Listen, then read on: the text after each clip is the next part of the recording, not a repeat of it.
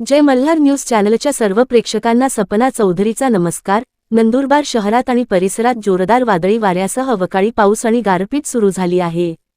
आज झालेल्या वादळवाऱ्याच्या पावसामुळे नंदुरबार शहर व परिसरात मोठ्या प्रमाणावर अतिवेगाने वाहणाऱ्या वाऱ्यामुळे झाडे आणि विजेचे खांब कोसळण्याची शक्यता निर्माण झाली आहे।